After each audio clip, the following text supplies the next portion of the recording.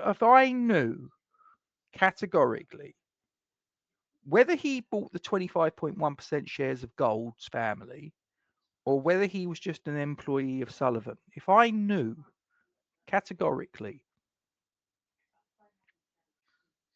he'd improve the transit of youth players into the first team, he'd make us a regular European qualifying team, and he would some way, somehow, either be able to reformat the stadium which we currently occupy, which, as I understand it, I know about legal tender, not legal tender, the tender process that we'd need to be part of if the stadium was ever sold, because it's a government asset.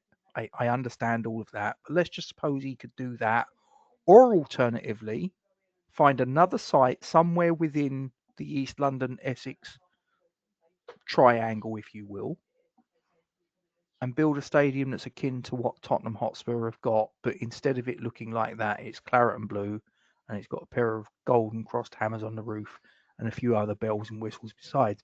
If I knew that that was what was going to happen, I wouldn't even think twice. Absolutely. And the fact that he's Tottenham, in a funny sort of way, would that not be a little bit of a stick to beat Tottenham with? Ha ha! Look what your former executive chairman is doing for us. He's moving us he's moving us closer and closer to you, and at some point we're going to overtake you. That'd be quite funny in and of itself, wouldn't it? But could you accept it? I would. I say if I knew and that's the thing. Nothing's certain in life, as I said earlier. Nothing's certain in life other than death and taxes. I can't know that, right? But just suppose there was some way that I could look into the future and I knew.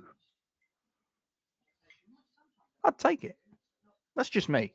There's no right or wrong answers to this. It's just, and as I say, this is just a little bit of mischievousness on my part. If that's even the right word, I don't know. Portsmouth had Avram Grant. They did. They did. He got them relegated. He then went to another club. He got them relegated as well.